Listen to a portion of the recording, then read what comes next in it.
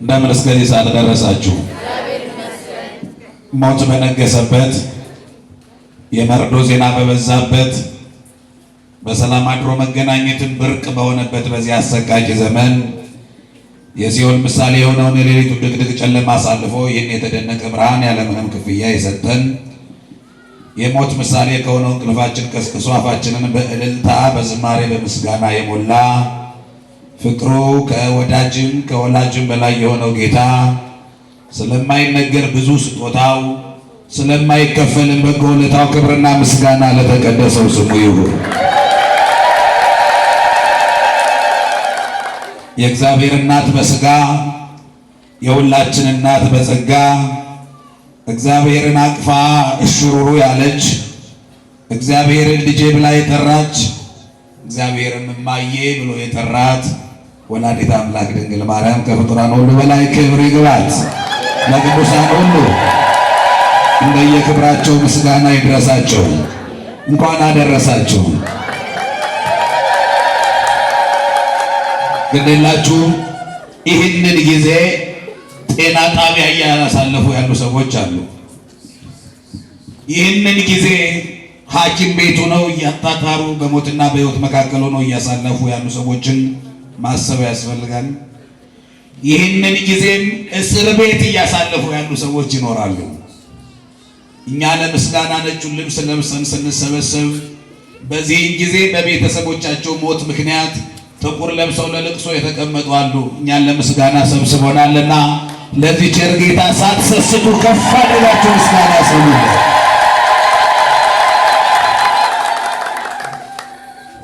እንደ እግዚአብሔር መልካም ፈቃድ የምንማማርበት የትምህርታችን ርዕስ የማርያም ንግግሮች በሚል ይሆናል። መነሻ የምናደርገው የሉቃስ ወንጌል ምዕራፍ 1 ቁጥር 46 ጀምሮ እንዲህ ይላል። ወትቤ ማርያምም እንዲህ አለች፣ ሰውነቴ እግዚአብሔርን ታከብረዋለች፣ ልቦናዬ በአምላኬ በመድኃኒቴ ሐሴት ታደርጋለች። የባሪያውን ትሕትና ተመልክቷል። እነሆ ከዛሬ ጀምሮ ትውልድ ሁሉ ብፅዕት ይሉኛል። ታላቅ ሥራን በእኔ ሰርቷልና ስሙ ቅዱስ ነው። ይቅርታውም ለሚፈሩት ለልጅ ልጅ ነው። በክንዱ ኃይልን አደረገ፣ በልባቸው ሐሳብ የሚታበዩትንም በታተናቸው። ኃያላኑን ከዙፋናቸው አዋረዳቸው፣ ትሑታኑንም ከፍ ከፍ አደረጋቸው።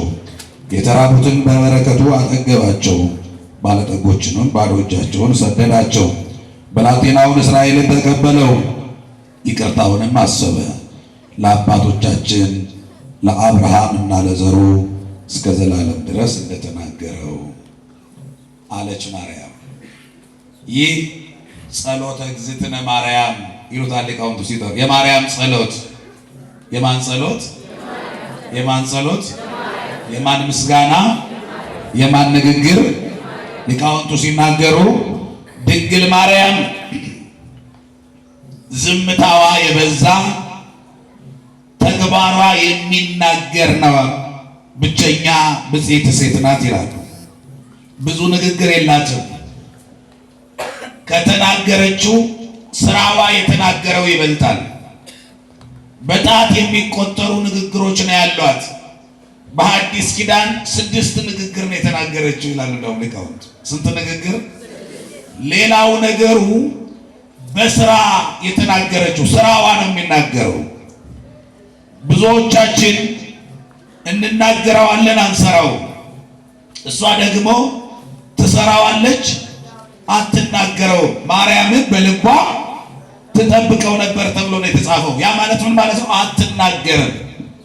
በልብ መጠበቅ ማለት ምን ማለት ነው? ከመናገር መቆጠብ።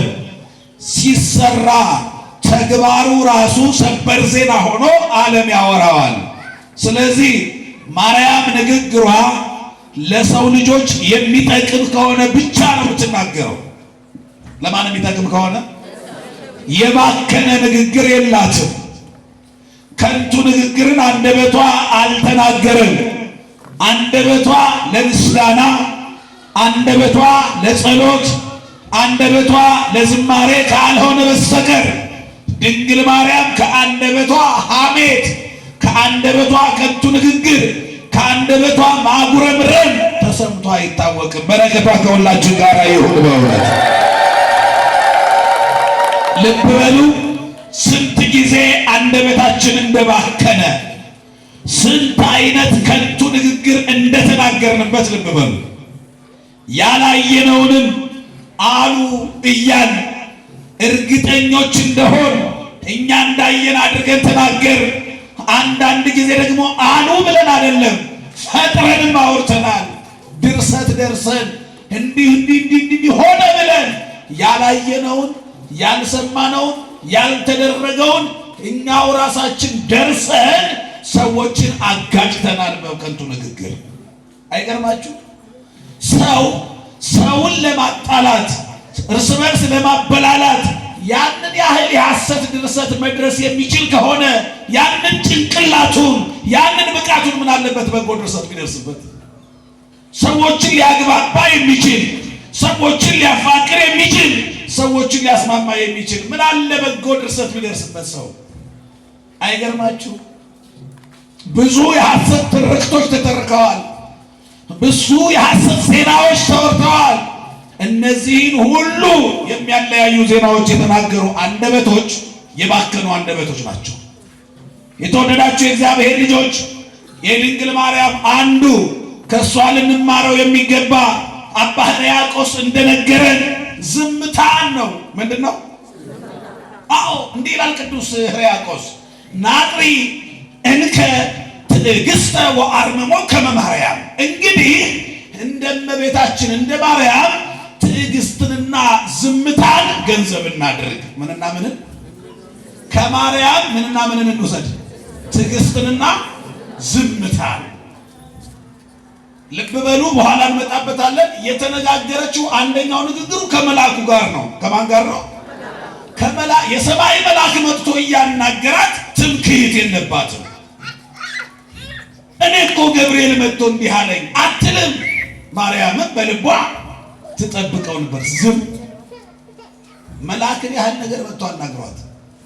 እግዚአብሔርን ልጄ ብለሽ ትጠሪዋለሽ፣ እግዚአብሔርን እማዬ ብሎ ይጠራሻል። ያንን ጌታ ሱራፌልና ኪሩቤል መንበሩን የሚሸከሙለትን አንቺ በጀርባሽ ታዚዋለሽ፣ የእግዚአብሔር እናቱ ተብለሽ ትጠሪያለሽ። ማርያምን በልቧ ትጠብቀው ነበር። ያ መልአኩ የነገራት ሆነ፣ ተከናወነ። እግዚአብሔርን በስጋ ወለደችው፣ የስጋ እናት ሆነች። ማርያምን በልቧ ዝም ትላለች ማለት ነው። ይሄው የኔ ልጅ አትልም። ያ የወለደችው ልጅ የሞተውን ከመቃብር መንጋጋ ፈልቅቆ ያወጣዋል። ያ የወለደችው ልጅ ድውያኑን ይፈውሳል። ያ የወለደችው ልጅ በሁለት እንጀራና በሁለት ዓሣና በ5 እንጀራ 5000 ሕዝብ ይመግባል።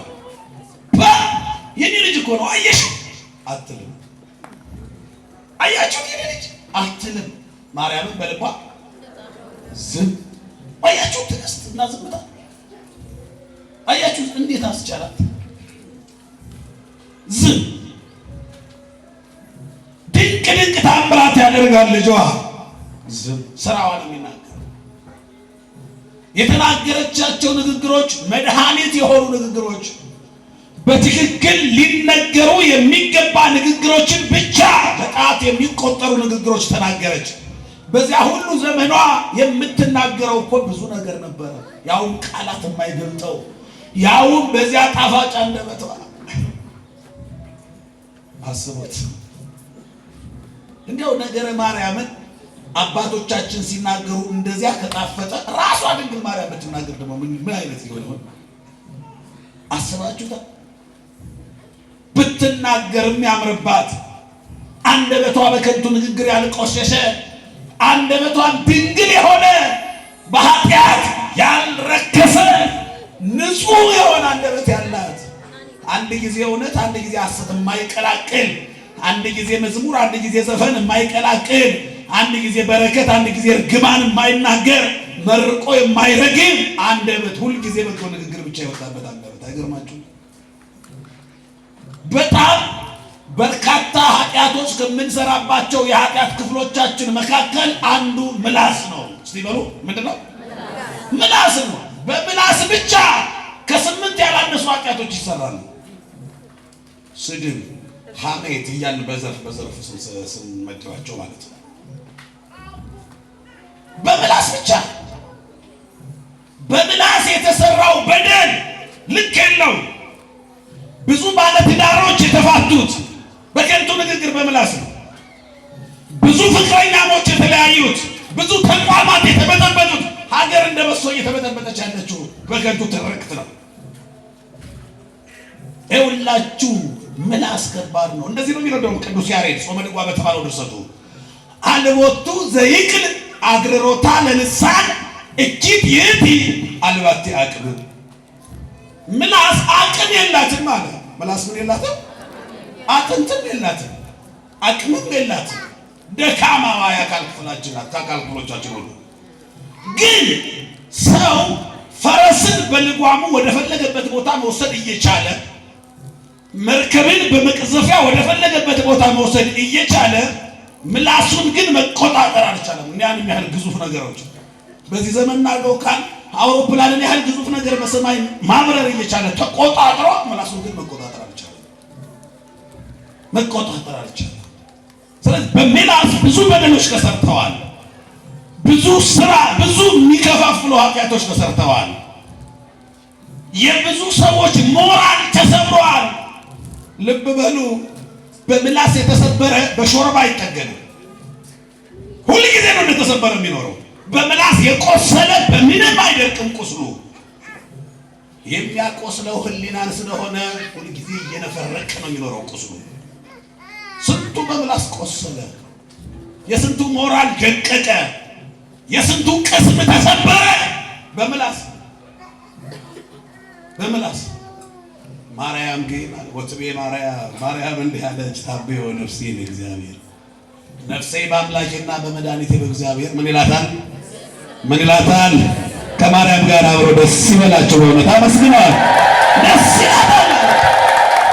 አዎ እሷ በእግዚአብሔር ደስ ይላታል አለች ነፍሴ። ሌሎቹ ደግሞ ደስ ይበልሽ አሉ። ምን ይበልሽ?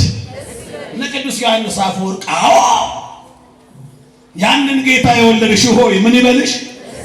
እሷ ደስ ይለኛል። የባሪያውን ትሕትና ባርነትን ስመኝ እመቤትነቱን ሰጥቶኛልና በእግዚአብሔር ምን ይለኛል? ደስ ይለኛል።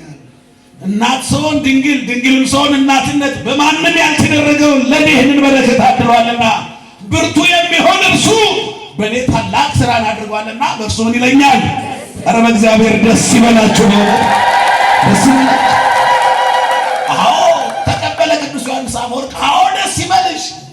የጠፋ በግ አዳምን የፈለገው ባገኘው ጊዜ የተሸከመው ቸር ጠባቂያችን ካንቺ የተገኘ እመቤቴ ማርያም ሆይ ምን ይበልሽ? ደስ ይበልሽ።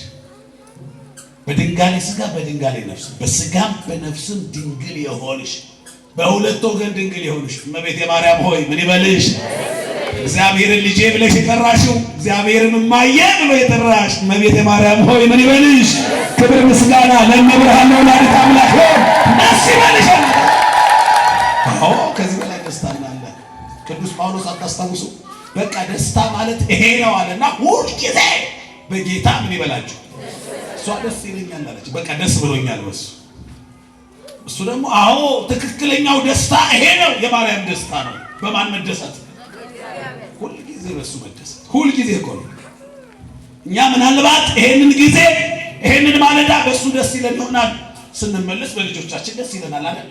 ደግሞ በስራችን በደሞዛችን ደስ ይለናል። በብዙ ነገር ነው ደስ የሚለን። የኛ ልብ የተከፋፈለ ነው። እየሰማችሁ አይደል? ብዙ ነገር ነው የሚወደው የኛ ልብ። ሙሉ ፍቅራችንን ለእግዚአብሔር አላደረግነው። እስቲ እግዚአብሔርን ወደዋለሁ የምትሉ እጃችሁን አሳዩ። እጃችሁ ማሳየት ቆይ ማጨብጨብ አይደለም፣ ማሳየት ማውጣት ሁለቱ ነው። ምን ጥያቄ ያለው ማለት ነው። በጣም ጥሩ። እወደዋለሁ ያለ ይወደኛል ያላችሁ እስቲ ይወደኛል የምትሉ እስቲ ይወደኛል። በጣም ጥሩ መልሱት። እወደዋለሁ የምትሉስ እስኪ ሁለቱንም እሺ። ከሁለቱ የትኛው ይበልጣል? እሱ እንደሚወዳችሁ እርግጠኛ ናችሁ? እናንተስ እንደምትወዱት እርግጠኛ ናችሁ? ሁለቱንም እኩል ነው። ግን የእናንተው ይበልጣል። በማን ነው እርግጠኛ የምትወዱት? ከእናንተ ፍቅርና ከእሱ ፍቅር ይወደኛል በሚለው ነው እወደዋለሁ በሚለው ነው እርግጠኛ የምትወዱት? ይወደኛል በሚለው። ስለዚህ እወደዋለሁ የሚሉት የእናንተ ፍቅር እርግጠኛ አይደላችሁማ። እርግጠኛ ሳትሆኑ ነው ያወጣችሁት። በእናንተም እርግጠኛ ናችሁ፣ በእሱም እርግጠኛ ናችሁ እኮ እኩል ነው ማለት ነው እኮ እርግጠኛ፣ በሁለቱም እርግጠኛ ናቸው። ስለዚህ ሁለቱም እኩል ግን አይደለም። እሺ እሱ ይወደኛል ስትሉ ስንት ፐርሰንት ነው? 100%። በጣም ነው ፕላስ ካለው ራሱ ቢጨቅ። እሺ እወደዋለሁ የሚለው ስንት ፐርሰንት ነው? አሁን 100፣ አሁን 50 ራሱ ከሆነ ጥሩ ነው። ምክንያቱም ለምን እንደሆነ ልንገራችሁ። እኛ ቅድም እንዳልኳችሁ እግዚአብሔርን እንወደዋለን፣ ፐርሰንት እንስጠው ካል 50 እናደርገዋለን። ሌላውስ ካል ሌላውማ ለልጆቻችን፣ ለትዳር አጋራችን፣ ለምናችን የተከፋፈለ ነው። እግዚአብሔር ግን 100% ነው። ለምን? ሌላ ማለት ነው ከኛ ውጭ። እሱ እኮ ምንም አማራጭ የሌለው ነው የሚመስለን እኮ ሲወደን። ለማን ይከፋፈላል ፍቅሩ? ለማን ይሰጠዋል? እንዲያ የወረደው፣ እንዲያ በከብት በረት እርቃኑን የተጣለው፣ እንዲያ ቀራንዮ ላይ እርቃኑን የቆሰለው ያኮ እኛን መውደዱ ነው። ክብር ምስጋና ለወደደን ጌታ ይሁን። እግዚአብሔር ይክበር ይመስገን። በቃ ያ ሁሉ የፍቅር ጥግ ከሰው ልጆች ውጭ ለማንም የተደረገ አይደለም። በቃ ሰው መሆኑ ለሰው ብቻ ነው። ሰው በመሆኑ ማን ተጠቀመ? ከሰው ውጭ። በክርስቶስ መቁሰል ከሰው ውጭ ማን ተጠቀመ?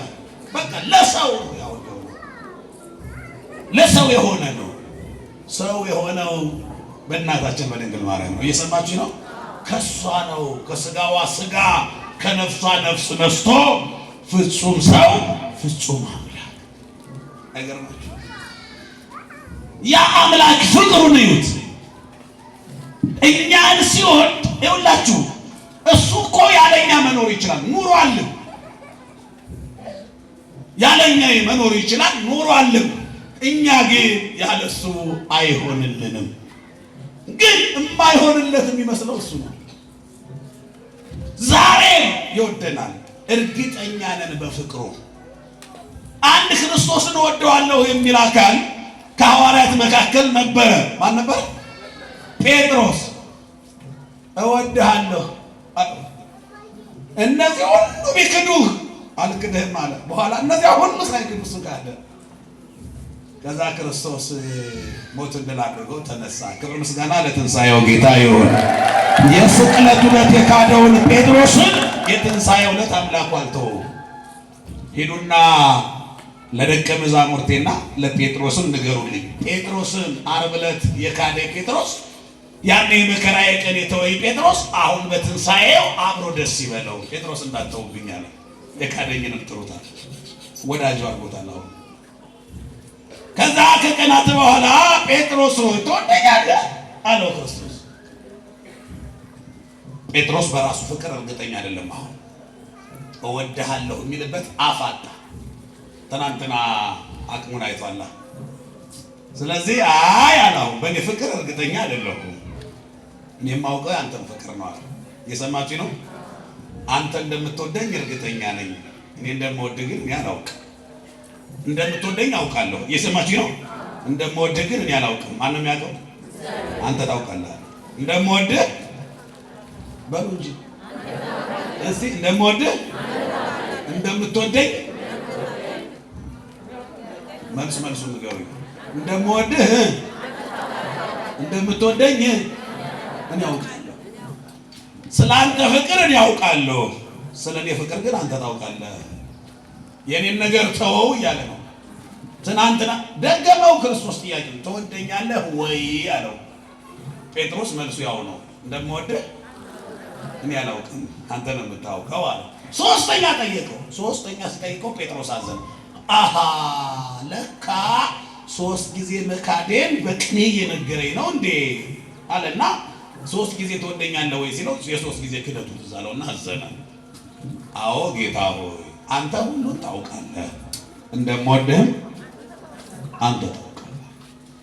እንደምንወደው እሱ ያውቃል፣ እንደምንወደው እሱ ያውቃል። የመከራ ቀን ቢመጣ ምን ልንሆን እንደምንችል እሱ ያውቃል። እኛ ግን የምናውቀው ማን እንደሚወደን ነው። እግዚአብሔር እንደሚወደን እርግጠኞች ነን። ዛሬ አይደለም። በነገራችን ላይ ሰዎች ዛሬ የሚወዱ ሰዎች ይኖራሉ። ነገ ለመውደዳቸው ግን እግዚአብሔር ነው የሚያውቅ። ነገ እንደሚወዱን እርግጠኛ አይደለንም። ነገ እንደሚወደን እርግጠኛ የሆነበት ወዳጃችን ማን ብቻ ነው? ጋራንቴ ዋስትና ያለው ፍቅር ማን ጋር ብቻ ነው? ክብር ምስጋና ለአምላካችን እግዚአብሔር።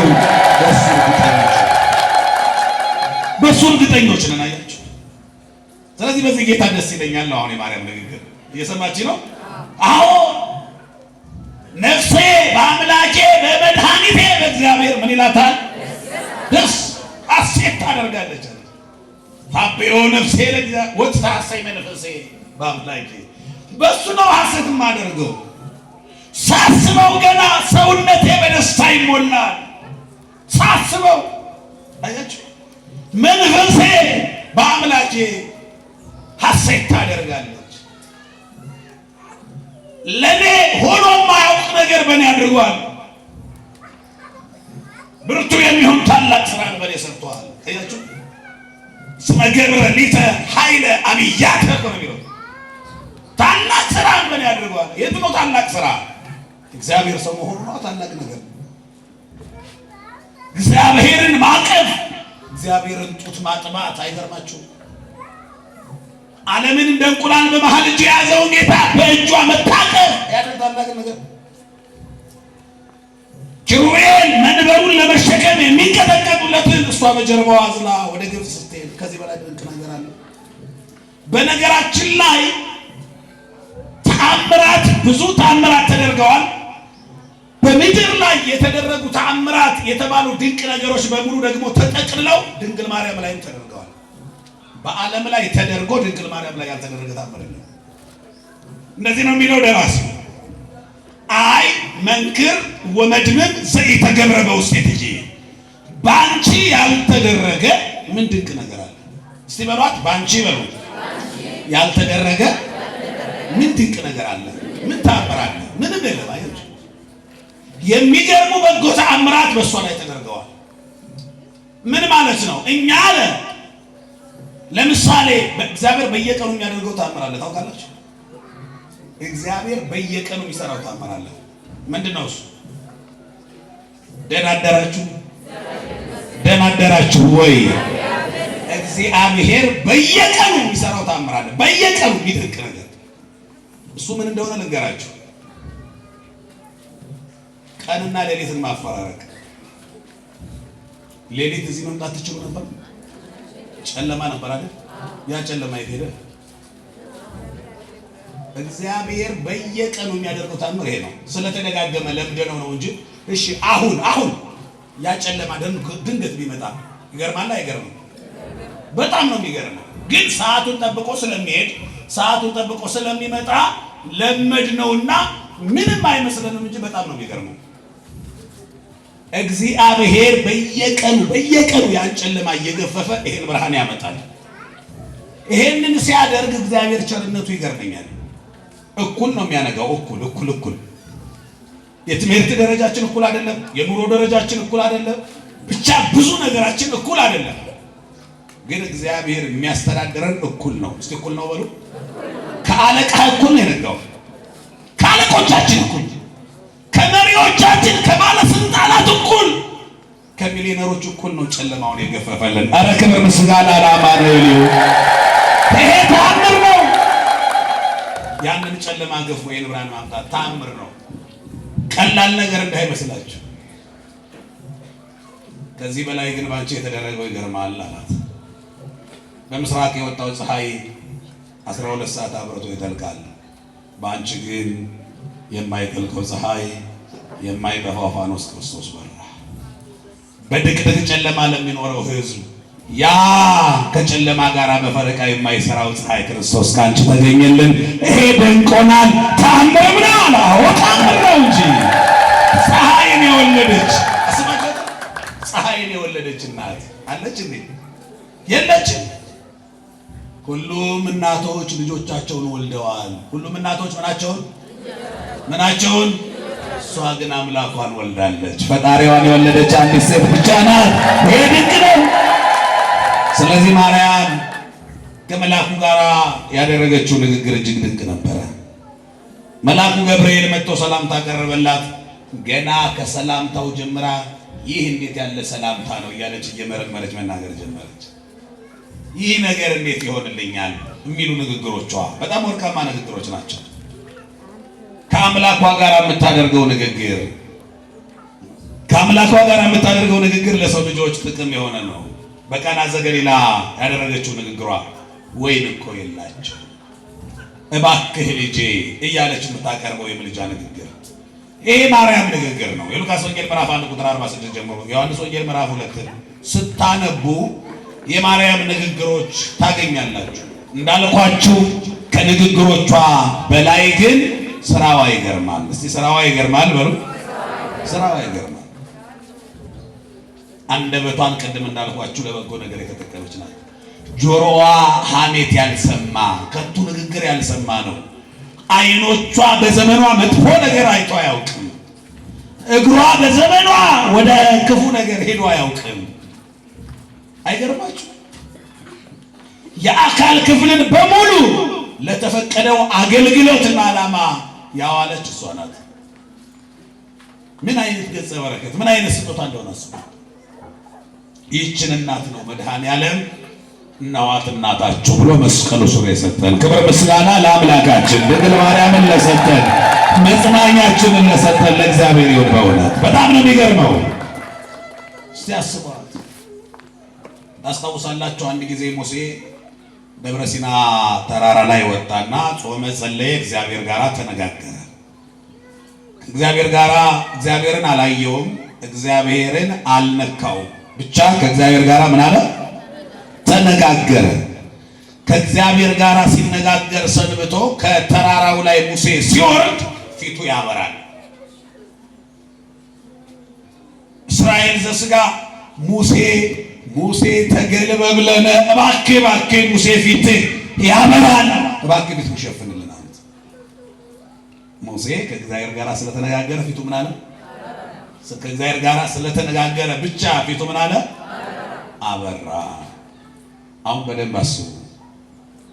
ሙሴ ከእግዚአብሔር ጋር ስለተነጋገረ ብቻ ፊቱ ካበራ ጸንሳ የወለደችው አጥብታ ያሳደገችው ወላዲት አምላክ ድንግል ማርያም ፊቷ ምንኛ ያበራ ይሆን? በመልክአ ማርያም በተባለ ድርሰት እንደሚል ቃል ተጽፏል።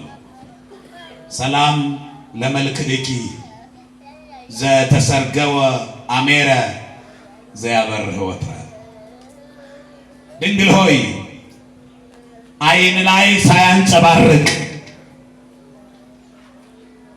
ዘወትር ለሚያበራው ፊትሽ ምስጋና ይገባል። አልባት አሜን። ምስጋና ይገባል፣ ሰላምታ ይገባል፣ ክብር ይገባል። እንዴት አይነት ፊት የሆነ የድንግል ማርያም እጆቿ ምን አይነት እጆች የሆኑ ያልቀሙ፣ የሰው ገንዘብ ያልወሰዱ፣ የሰው ሀቅ ወደ እሷ ያለመጣ ንጹህ እጅ ያላት አምላክን የታቀፈች አስባችሁ ታዲያች። በጣም ነው የሚገርመው። የአካል ክፍሎቿን በሙሉ ለበጎ ዓላማ ያዋለች ናት። ሔዋን የአካል ክፍሎቿን ለበጎ እንድትጠቀም ተሰጥቷት ነበረ። ሔዋን ግን በጆሮዋ የዲያብሎስን ሽንገላ ሰማች፣ በዓይኖቿ ዕፀ በለስን ለመብላት አየች፣ በእግሮቿ በለሱን ለመቅጠፍ ገሰገሰች ወደ በለሱ። ድንግል ማርያም ግን ሔዋን ጋር የከሰረውን የአካል ክፍል እንደገና ካሰችው። የሔዋን ጆሮ በዲያብሎስ ሽንገላ በመስማት ቆሽሾ ነበረ። ድንግል ማርያም የመልአኩን ብስራት በመስማት ካሰች። የሔዋን ዓይን ዕፀ በለሱን በማየት ቆሽሾ ነበረ። ድንግል ማርያም ግን ትንቢተ ኢሳይያስ መጽሐፍ ቅዱስን በማንበብ ቀደሰችው። አንደበቷ ከዲያብሎስ ጋር በመነጋገር ቃለ ምልልስ በማድረግ ሔዋን አቆሽሻው ነበረ። ድንግል ማርያም ከመላኩ ጋር በመነጋገር እንደገና ካሰቻት። ሔዋን ጋር የነበረው ኪሳራ የሔዋን ካሳ ናት። ድንግል ማርያም መድኃኒታ ለሔዋን ነው የምትባለው። የሔዋን መድኃኒት እስቲ በሉ አይገርማችሁ? ሰዓሪተ መርገሙ ለአዳም የአዳም መርገም የተወገደባት እሷ በወለደችው መድኃኒት ዓለም የተቀደሰ ምክንያት ድኅነት ድንግል ማርያም። የተወደዳችሁ የእግዚአብሔር ልጆች ይህ ክብር ቀላል ክብር አይደለም። ሔዋን የወለደችው ቃየል የወንድሙን ደም አፈሰሰ። ድንግል ማርያም የወለደችው ጌታ ግን በደሙ ዓለምን ቀደሰ። ክብር ምስጋና ለአምላካችን ለእግዚአብሔር ይሁን። በደሙ ቀደሰን፣ አከበረን፣ እንደገና ለሱ ገንዘቦቹ አደረገን። የደም ዋጋ የተከፈለብን ውድ ሕዝቦች ነን። እየሰማችሁ ነው? አንድ ጥያቄ ልጠይቃችሁ። አንድ አባት ልጃቸውን ንስሐ ግባ ይሉታል። ምን ግባ? አይ አባቴ ከእንግዲህ በኋላ እግዚአብሔር እኔን ይምረኛል ብለው ነው። እኔ እኮ ኃጢአቴ በዝቷል። ኃጢአት መስራት ብቻ ሳይሆን እኔ እኮ ኃጢአት ማሰራት ጀምሬያለሁ። እኔ እኮ መሳሳት ብቻ አይደለም እንደ ሰይጣን ማሳሳትም ጀምሬያለሁ። ግድ የለህም ልጄ፣ እግዚአብሔር መሐሪ ነው። ምን ግባ?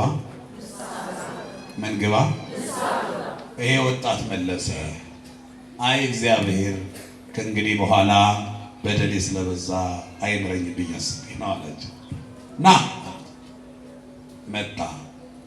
ሲመጣ በአንገቱ ወርቅ አድርጓል። ልጄ ያሉት ይሄ በአንገት ያደረገው ወርቅ ድንገት ተፈቶ መጸዳጃ ቤት እንደሄድ ቆሻሻው ላይ ቢወድቅ እውነቱን ንገረኝ፣ ታወጣዋለህ? ታወጣውም ማለት እስቲ ጥያቄውን ለእናንተ ላድርገው። የሆነ ገንዘብ አውጥታችሁ ብዙ ገንዘብ አውጥታችሁ የገዛችሁት ወርቅ ወይም በጣም የምትወዱት ወዳጃችሁ የሰጣችሁን ወርቅ በአንገታችሁ አድርጋችሁታል። መጸዳጃ ቤት እንደሄዳችሁ ድንገት ተፈቶ ቆሻሻው ላይ ቢወድቅ እውነቱን ንገሩኝ፣ ታወጣላችሁ? አታወጡ? እናወጣዋለን። ከዛስ እናጥበዋለን። እሺ፣ ኧረ ከዚያስ መጨረሻው ንገሩኝ። እናደርገዋለን።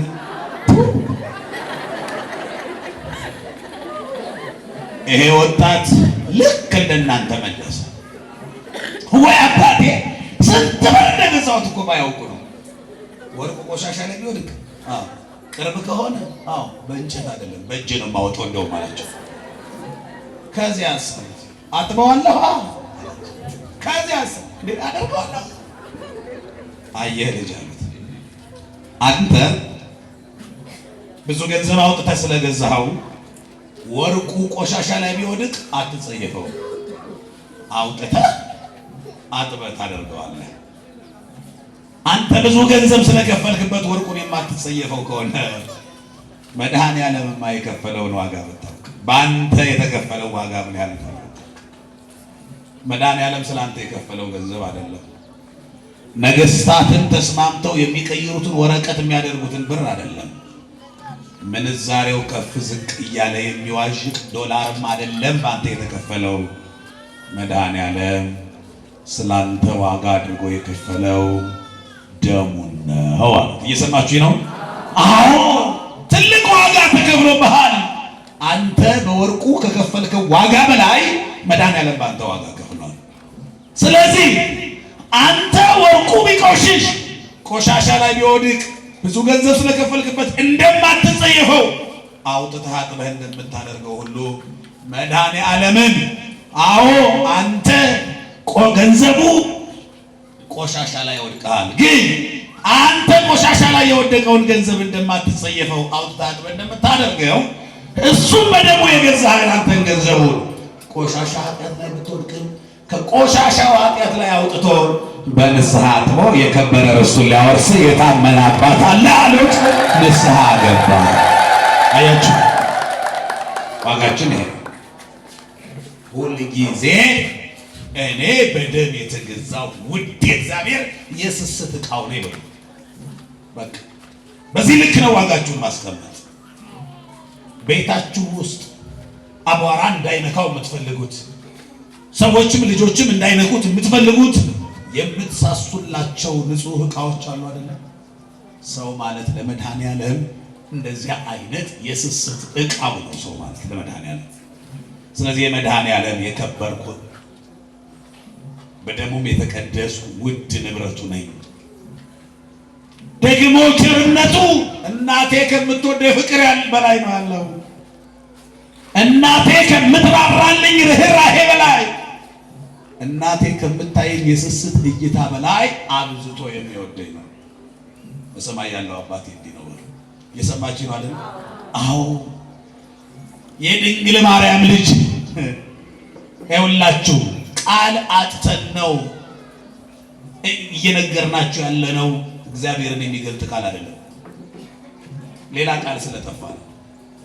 እግዚአብሔር አባት፣ እግዚአብሔር እናት፣ እግዚአብሔር ወዳጅ እያልን የምንነግራችሁ እነዚህ ሁሉ ቃላቶች በትክክል እግዚአብሔርን የሚገልጡ ነው አይደለም። እኛ ሊገባን በሚችለው ይሄ ስለሆነ ብቻ ነው። እግዚአብሔር እኛ ከነገርናችሁ አባቶች ካስተማሩን እናንተም ከተረዳችሁት በላይ ነው። ግን ቃል የለማ፣ ቃል የለም። ስለዚህ እሱን አባት እያልን እንጠራዋለን። ምን እያልን እንጠራዋለን? አዎ ግን አባት አይደለም፣ ሌላ ቃል ስለሌለ ነው እንጂ ከአባት በላይ ነው። ግን ከፍ ያለ ቃል አጣና በትክክል ሊገልጠው የሚችል ያንን ቸርነቱ ሊገልጥ የሚችል አባት አልነበረም። ይሄማ ስም ማጥፋት ነው። እኛ በተጠራንበት እዚህ ጋር ያሉ ወንዶች በተጠሩበት ያንን ቸራ ጌታ አባት ሆኖ መጥራት ስም ማጥፋት ነበረ። ግን ሌላ ቃል የለም። አባቶቻችን እንዲህ ያሉ በቅዳሴያቸው እስመ አንተ ተአምር ድካሞ ለሰብ፣ አንተ የሰውን አቅሙን ድካሙን ታውቀዋለህ። በቃ እዚህ ድረስ ነው የኛ ቃል ናቸው። አቅም ያለው ቃል ፍቅርን ሊገልጥ የሚችለው ቃል አሁን በቃ አባት የሚለው ነው። ከዚህ የተሻለ ወርቃማ የሆነ የእግዚአብሔርን ክብርና ፍቅር ሊገልጥ የሚችል ሌላ ቃል አጣ። ቃላቶች በሙሉ ሽባ ናቸው። የእግዚአብሔርን ክብር በትክክል መግለጥ አይችሉም። እኛ ልንረዳው በምንችል ብቻ ነው እንጂ እግዚአብሔርማ ከአባትም በላይ ነው። ያ በሰማይ ያለው አባታችን እኮ ማታ ሲገባ ለልጆቹ ዳቦ ገዝቶ የሚገባ እኮ አይደለም። ስጋውን እየቆረጠ የሚያበላ ቸር አባት ነው።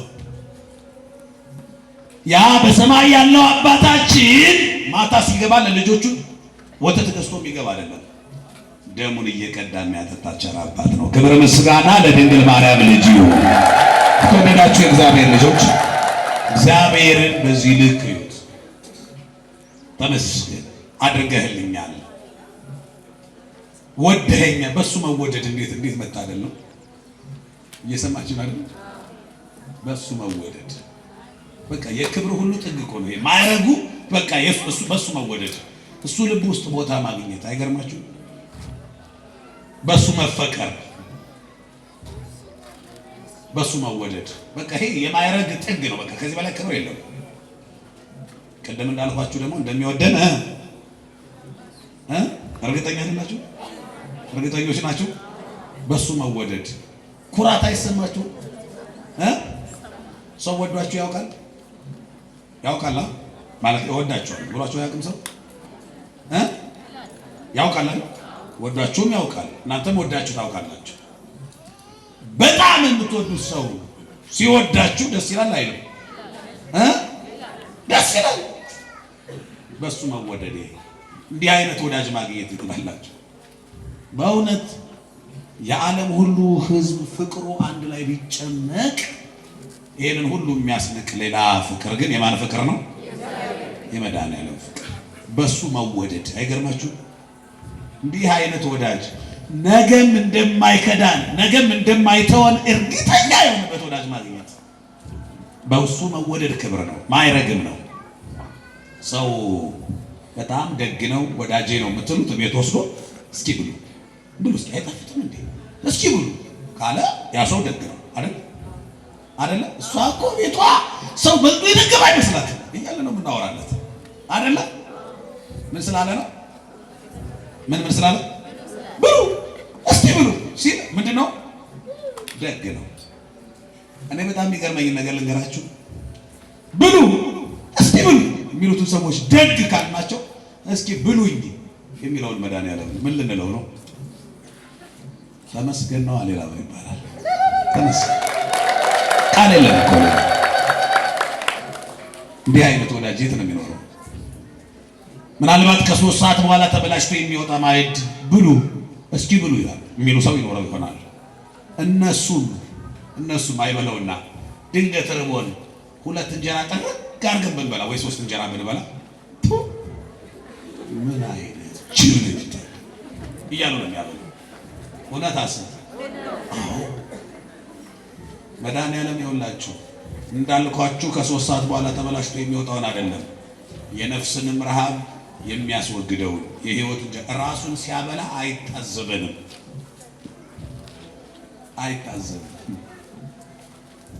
አይገርማችሁ? ትናንትና እኮ መተን ሁላችንም የዕለት እንጀራ ሰጠን ብለናል አይደል? አላለም? ሰጠን በላን ትናንት። ዛሬም መተን ምንድነው የዕለት እንጀራችንን ዛሬ አሁንስ ከበዛችሁ አይኔ ነገ ምን መጣለን? ምን እንለዋለን? ስጠን። የኛ ለማፈር የሱ አለመሰልቸት አይገርማችሁ?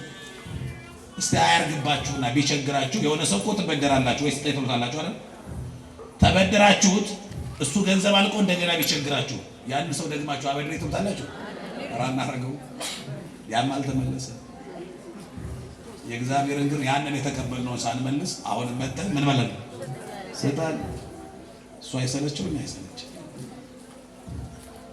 ምን አለ ብናመሰግነው እንኳን ደግሞ ብናመሰግነው እኮ ምንም አልነበረ። እንዲህም ሆኖ ማማረራችን አይገርማችሁ? ተመስገን አለን አላመሰግነውም። ጠዋት ተነስተን ከአንደበታችን የሚወጣው ምስጋና አይደለም። መልክአ መድኃኒዓለም የተባለ ድርሰት አለ። እዚያ ላይ እንደዚህ ነው። አልቦ እምሰብ ዘከመ እንደኔ አይነት ክፉ እንዳንተ አይነት ቸር የለም ይላል። እስቲ በሉት መድኃኒዓለም እንደኔ አይነት ክፉ በሉ እስቲ ከልባችሁ። እንደኔ ክፉ እንዳንተ ቸር የለም። አዎ ያንን ሁሉ ነገር አድርጎልን ቸርነቱ ነው። እኛ ምን ከለከል ነው? ተመስገን የሚል 5 ፊደል አልከለከል ነው። እንደኛ ክፉ እንደሱ ቸርማ አይደለም። እስቲ ተመስገን በሉት ከልባችሁ። ከልባችሁ ነው። ጭብጨባውና እልልታውን በኋላ እናደርገዋለን። አሁን ግን እስቲ በሉት ከልብ በቃላችሁ አንዴ ይኸውላችሁ። ከልብ መሆኑና አለመሆኑ ምንድነው ልዩነቱ የሚለው ለሌላ ቀን ስታመሰግኑበትና ተመስገን ስትሉት ልንገራችሁ። በቃላት ተመስገን በሚለው አይደለም እግዚአብሔር ይመስገን። እየሰማችሁን አይደል? ልብ አብሮ ማገዝ አለበት። ሲመሰገን እግዚአብሔር በርዕስ ነው። በርዕስ ምን ማለት ነው? በልባችሁ ላይ እግዚአብሔር የሆነ ጊዜ ያደረገላችሁን በጎ ነገር የሰጣችሁን ስጦታ ውለታውን ልባችሁ ላይ ታስቀምጡታላችሁ። ወይ ልጅ፣ ወይ ወላጅ፣ ወይ ትዳር፣ ወይ ስራ፣ ወይ እድሜ፣ ወይ ጤና እግዚአብሔር ከዚህ ሁሉ ያልሰጠው የለ አለ። ብዙ በረከቶች እኮ ነው እግዚአብሔር የሰጠው። የሆነ ቀን እንጃ ያሁኑን እንኳን ማለፈው አይመስለኝም ፈራ ጌታ ወይ ይህች ብቻ ብለን ለምንለው ያንን ሁሉ ሰጠን። ያችን ብቻ አይደለም እግዚአብሔርን ስታመሰግኑ ያንን ውለታውን ልባችሁ ላይ ትይዙታላችሁ። የሆነ ቀን በቃ ተአምር የሆነ ነገር እኮ አድርጎልናል እግዚአብሔር። በደስታ እኮ ያለቀስንበት ቀን አለ። በእውነት ይሄ ለኔ ነው ብለን ውለታ ቢሶች ስለምንሆን ስለምንረሳ ነው።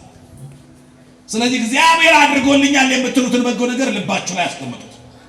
ከዛ እጃችሁን ቢያርጉት አድርጉ እንጂ እንደዚህ አድርጉጃችሁ ዘርጉት፣ እንደዚህ ሁለቱንም እንደዚህ። ከዛ ያንን የእግዚአብሔር በጎ ውለታ ልባችሁ ላይ አስቡና ቀና ብላችሁ ተመስገን በሉበት። በሱ እያሰባችሁት ያንን በጎ ስጦታችሁ አነጋህልኝ። ይሄው ከጠቅላይ ሚኒስትሩ እኩል ነው ይነጋልኝ። ይሄው ከባለ ሀብቱ እኩል ነው ይነጋልኝ። ይሄው ከአለቃዬ እኩል ነው ያነጋኸው። ተመስገን ንጋቴ፣ ማለዳዬ፣ ብርሃኔ ተመስገን በሉት። አሁን ድገሙት በማርያም ሰልሱት በመብርሃን። አሁን ከጭብጨባና ከእልልታ ጋር አድርጉት። እግዚአብሔር ይመስገን፣ እግዚአብሔር ይመስገን፣ እግዚአብሔር ይመስገን። ይኸውላችሁ ጠዋት ተነስታችሁ ሁልጊዜ እንደተነሳችሁ አፋችሁን ማሟሸት ያለባችሁ በዚህ ቃል። አንድ ሊቅ እንዲያውም ከቤታችሁ የትዳር አጋርም ሊሆን ይችላል፣ ልጅም ሊሆን ይችላል፣ ማለዳ የሆነ ቃል ሊያናግራችሁ ቢፈልግ ተመስገን ሳትሉ ከማንም ጋር እንዳትነጋገሩ። የጠዋት የአፋችሁ ማሟሻ ማድረግ ያለባችሁ ይህ ቃል ነው። ምን የሚለውን ተመስገን። ቅዳሴያችን በተቀደሰ ቁጥር እንዲህ የሚል ቃል አለ፣ እግዚአብሔርን የምናመሰግንበት እና አኩቶ ለገባሬ ሰናያት ላይ እግዚአብሔር ነው ለእኛ በጎ ነገር ያደረገ ይቅር ባይ የጌታችንና የአምላካችን የመድኃኒታችን ኢየሱስ ክርስቶስ አባት እግዚአብሔርን እናመሰግነዋለን። ሰውሮናልና፣ ረድቶናልና፣ ጠብቆናልና፣ እስከዚህችም ሰዓት አድርሶናልና ምን እንለዋለን? ለምን ጠብቆናል? ለምን ሰውሮናል? ለምን እስከዚህ ሰዓት አድርሶናል? ምን እንለዋለን? ተመስገን እንለዋለን። አሜን፣ ተመስገን በሉት። እግዚአብሔር ይመስገን፣ እግዚአብሔር ይመስገን። ይኸውላችሁ አብሮ መሽቶ አብሮ የነጋው እግዚአብሔር ስለሆነ ነው። እግዚአብሔርማ እግዚአብሔር ባይሆን ኑሮ እኩል መሽቶ እኩል አይነጋም፣ እኩል መሽቶ እኩል አይነጋም። ግን እሱ ነው። አንተ ግን ያው አንተ ነህ አለ ዳዊት። አንተ ክመ ያው ወዳጅ አፍቃሪ በቃ ይሄ ፍቅር ሌላ የሚቀየር ማንነት ያው የዛሬ 1000 ዓመት የነበረው በአብርሃም ዘመን የነበረውን በጎነት ይኸው እቺ ፀሐይ ናት ለአብርሃም የወጣችው ለእኛ ለክፎች ጋችን አወጣን። እሱ ነው። ምስጋና ለስም አጠራር ይሆናል። እግዚአብሔር ይክበር ይመስገን። ይሄንን ውለታ አትርሱ። ማታ ስትገቡ ተመስገን በሉ። ማረፊያ ካላችሁ ተመስገን በሉ። ማን አየበት? ምንም ይሁን ያላችሁበት ሁኔታ ከእናንተ በታች ያለ እና የእናንተን ሕይወት የሚመኝ ሰው እንዳለ አታውቁም? ግን ታውቃላችሁ?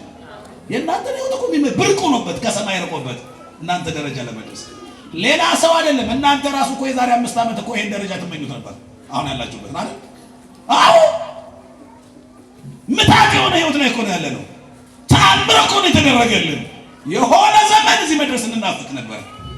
ስንደርስ ስላላመሰገንበት ደበዘዘ። ያን ወርቅ መስሎ የታየን ነገር ይሄን ያህል ደመወዝ ቢጨመርልኝ አቤት ብለን ነበረ። እዚያ መድረስ ተመኝተን ነበር። ደረስ አላመሰገንም፣ ደበዘዘ። ይሄን ነበር ስመኝ የነበረው አለ እጃችን ሲገባ። ሁሉ ጊዜ እያብረቀረቀ እንዲኖርላችሁ የተሰጣችሁት በረከት ሁሉ ጊዜ በዛ ድምቀት እንዲኖር ተመስገን በሉት። የያዛችሁት ትዳር ከነጉድለቱ አመስግኑበት። የያዛችሁት ስራ ከነጉድለቱ ሁላችሁ የምትገቡበትን ስራ አመስግኑበት። የእናንተን ስራ የሚናፍቁ ሌላ ደግሞ አሉ። አልጋ ላይ ውለው አልጋ ላይ የሚያሉ ጤና ያጧሉ።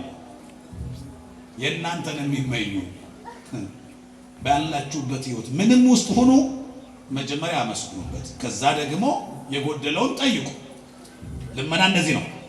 አንተም ወሰሶ በተጸለዩ ከመዝበሉ እናንተስ በምትጸልዩ ጊዜ እንዲህ ብላችሁ እንዲህም አድርጋችሁ ጸልዩ። እንዴት? አባታችን ሆይ በሰማያት የምትኖር ስምህ ምን ይበል? ስምህ ምን ይበል? ስምህ ይቀደስ፣ ስምህ ክበር፣ ይንገስ፣ ይወደስ። መጀመሪያ እንደዚህ ነው። ከዚያ ልመና፣ የዕለት እንጀራ። ይኸው የጸሎት ሞዴል ማለት ይሄ ነው። በቃ የጸሎት ሞዴል ነው። አባታችን ሆይ መጀመሪያ ምስጋና ነው፣ ስምህ ይቀደስ ነው የሚባለው። ከዚያ ስጠኝ የምትሉትን ስጠኝ። ልመናው መጀመሪያ ምስጋና፣ ከዚያ ልመና። ጸሎት አወቃቀሩ እንደዚህ ነው። እኛ እንደመጣን ብሶት ነው የምናወራው። መጀመሪያ ምስጋና ነው። ከነ ጉድለቱ ጠላት ውድቀታችንን በሚጠብቅበት በዛ ቅጽበት እያሻገረ ከነ ጉድለቱ እዚህ ደርሰናል። ምንም ይሁን ምን በቃ ይሄው ቸርነት በስቶ ነው ዛሬ መድረስ። የጎረቤቶች ምህረት ቸርነት አይደለም፣ ያለቆች ደግነትም አይደለም። እንጀራ ቆርሼ የበላሁት በአንተ ቸርነት ነው። ተመስገን መጀመሪያ በቃ። ከዛ ያንን የፈራችሁት ጭንቅ የሆነባችሁ ስታስቡት ውስጣችሁ የሚያጨልመውን እሱን ደግሞ ለሱ አደራ የነገርኩህን አንተ ታውቃለህ። አንተ ደግሞ ከአቅምህ በላይ ሆኖ ይሄን አልችልም የምትለው ሪፈር የምትጽፈው ችግር የለም። ሁሉን ቻይ ነህ አባቴ ትችላለህ። የሚረባኝንና የሚጠቅመኝን ለአንተ ትቼዋለሁ። አንተ ስራው ህይወቴ በሉት። እየሰማችሁ ነው? አንተ ስራው በሉት። ይችልበታል። ሁሉንም በጊዜው ውብ አድርጎ ነው የሚሰራ። እግዚአብሔር አይቸኩልም፣ እግዚአብሔር አይዘገይም። በጊዜው ውብ አድርጎ ድንቅ አድርጎ ይሰራል እግዚአብሔር። እግዚአብሔርማ ይሰራል እንጂ እግዚአብሔር እስቲ አምላኬ በሉ ስራ ላይ ነው። አዎ እግዚአብሔር ስራ ላይ ነው። እግዚአብሔር ስራ ላይ ባይሆን መሽቶ አይነጋማ። እግዚአብሔርማ ስራ ላይ ባይሆን አንድም ቀን አልኖርም። እሱ ዛሬም አንድ ጊዜ ፈጥሮናል። በየቀኑ ይሰራናል፣ ይጠብቀናል፣ ይመገበናል። በየቀን ትጉ የማያንቀላፋ ትጉ እረኛ ነው። ክብር ምስጋና ለመጨረሻ ጊዜ ከፍ አድርጋችሁ አመስግኑት እግዚአብሔር። ተነሱ።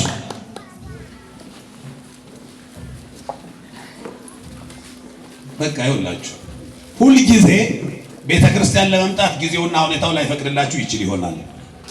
ሁል ጊዜ እንደ ሰንበት መጣችሁ ማስቀደስ ጊዜው ላይ ፈቅድላችሁ ሁኔታው፣ የሥራ ጉዳይ፣ የሥጋዊ ጉዳይ፣ ብዙ ነገሮች ሊፈትኗችሁ ይችላሉ።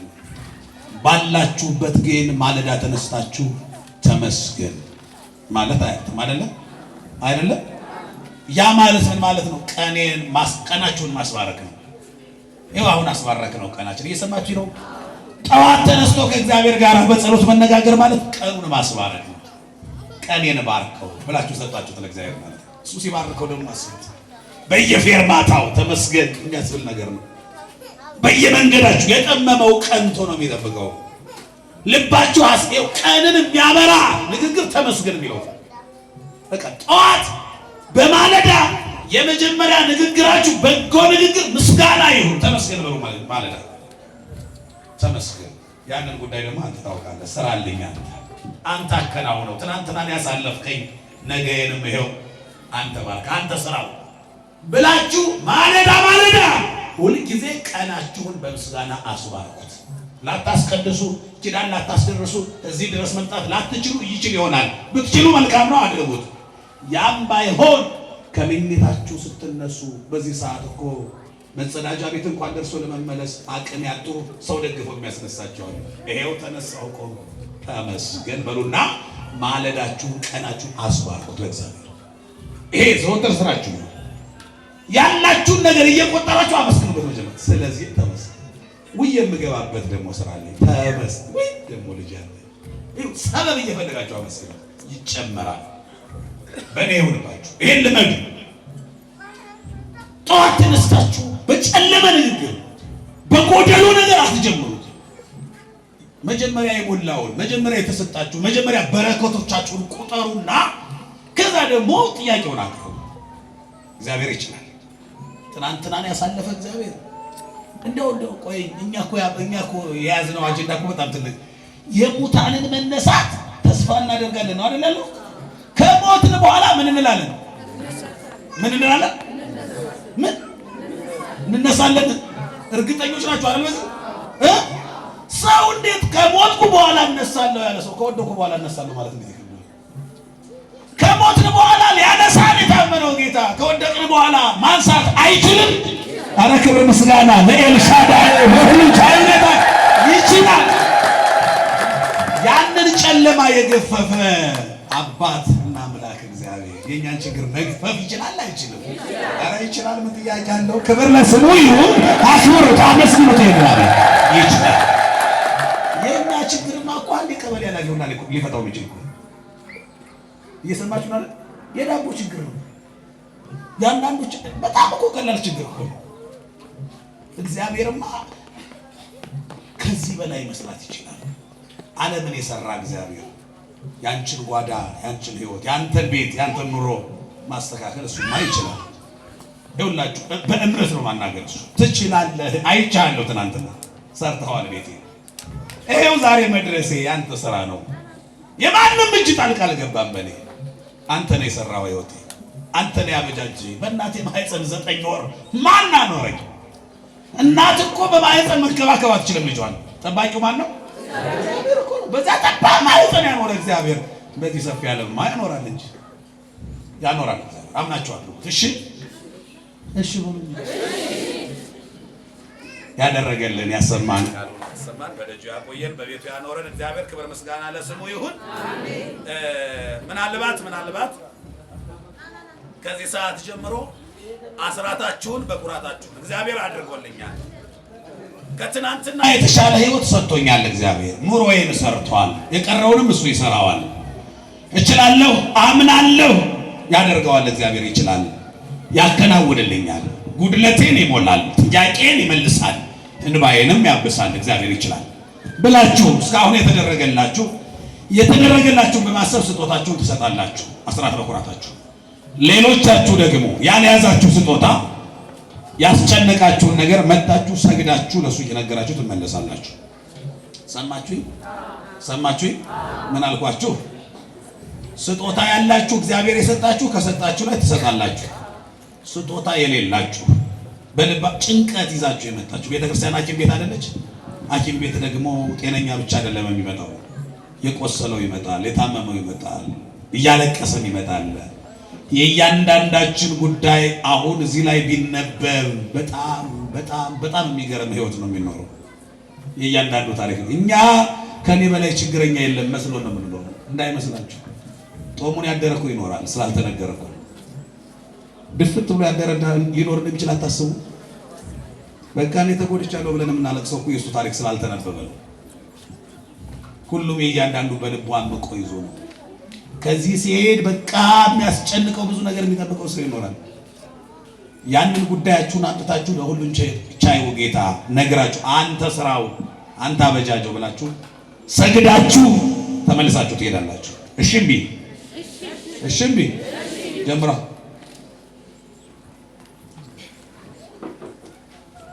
ምን ልትሆኑ ነው? እሺ ያላችሁት እኮ ጀምሩ።